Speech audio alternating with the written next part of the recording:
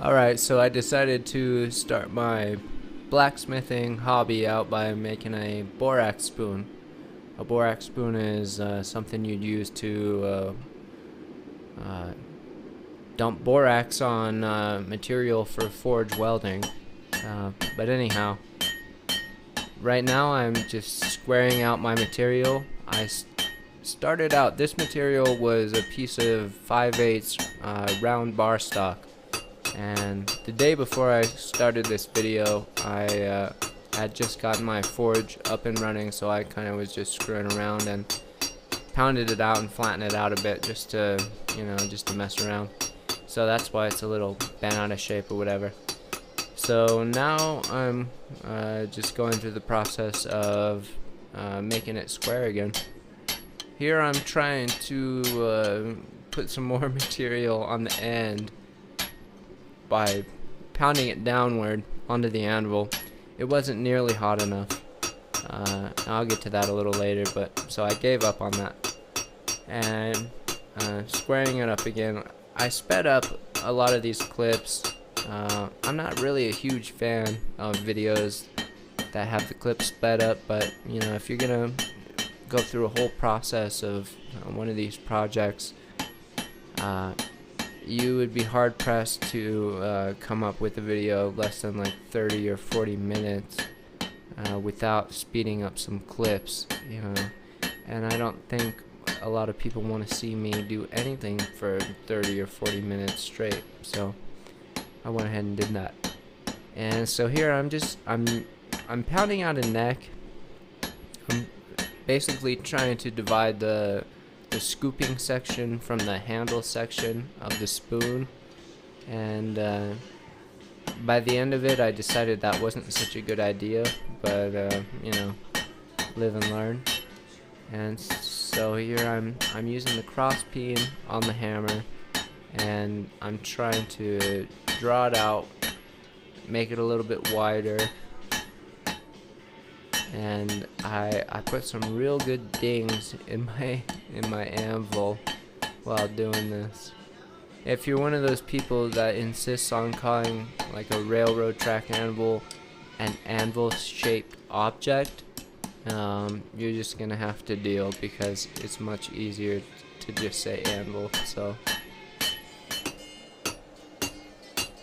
So working on that, drawing it out, pounding it, dinging up my anvil as I go.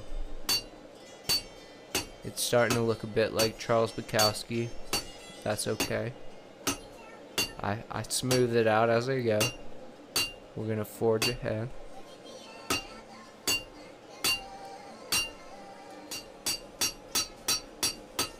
Starting to get down to a thickness that I like. Going for like an 1/8 inch.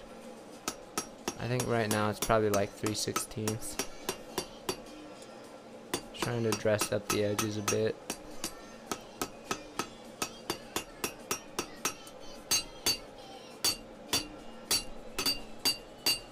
And I think around this point I got clued into the fact that my forge was not getting hot enough. So originally when I started this project, it was just lined with fire bricks, and I had some kale wool laying around. I'd purchased some online, and I had actually gotten some from work, from the job site. So I had quite a bit, and I went ahead and I just lined the forge with kale wool.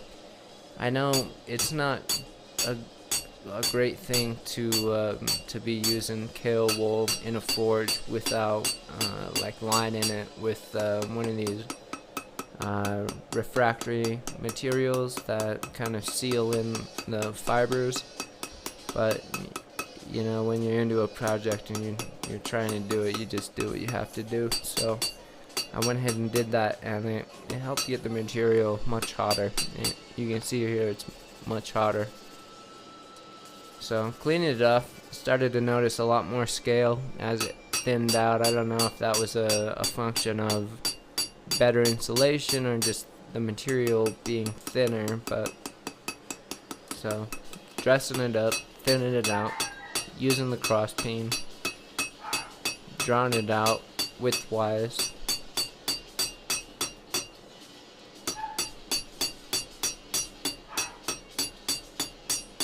and I was surprised by how tired my arm got. I've never done this before, so it was interesting to do. If this were in real time, you could just see me like getting slower, you know, pound, pound, pound, pound, pound, pound, pound. And so here, drawing out the handle, or I'm trying to remember to, as I cross paint, trying to hit the material on the edge of the anvil as well, so that way you get, you know, both edges drawing out. And cleaning up the neck a little bit. And right after this, I'm pretty sure I used, yeah, you can tell right here, I added some borax. I was hoping, you know, I don't know what I thought would happen, but I added some borax, hoping that would, you know, help me clean that those cracks up. I had some pretty bad cracks in the neck, and I just thought I'd add some borax and see what happened. It didn't do a thing, but you know. So drawing and squaring basically. And here's the fun part, the twisting. I always thought this would be much easier than it is. It's pretty easy, like right when the metal is hot enough to do. But as soon as the steel cools down, it's actually pretty dang hard. So, oh, and hand on fire. And so yeah, I mean, it was hard. You gotta put some muscle into that. And but you're able to do it, which is cool. It's like it feels real manly to do. And so here, I pounded some divots into this piece of wood. It's just a piece of scrap wood, and I'm using that to kind of pound in, you know, like a spoon shape, a divot shape, or a convex shape. And to my understanding, the more you do that with that piece of wood, the more of a consistent shape you'll get. So I'm gonna reuse that piece of wood.